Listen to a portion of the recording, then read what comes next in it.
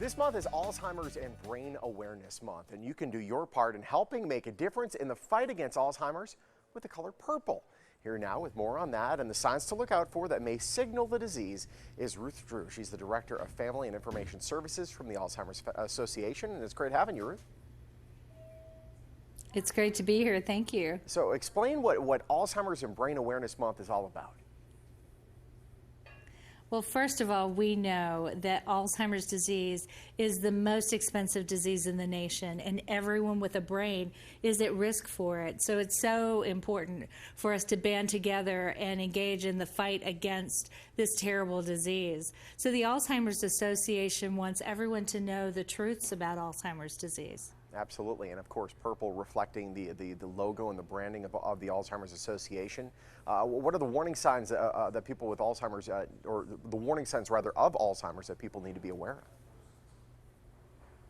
Well, Alzheimer's disease is more than just memory, but it does affect memory that impacts everyday life, particularly short-term memory in the early stages. It also affects our ability to process information, to problem solve. It can impact people's ability to do familiar tasks, things that used to seem easy, like maybe balancing your checkbook might become much more difficult and take longer. Sometimes increased confusion and disorientation to time and place. Sometimes withdrawing from social activities that a person may have enjoyed previously. We're really talking about changes from what used to be normal for a person to something very different.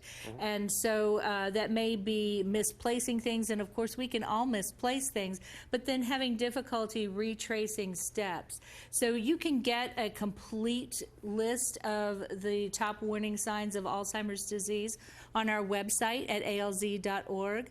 But if folks are listening to this disease and thinking, you know, that list could be warning signs of a lot of different things, of course, you'd be right.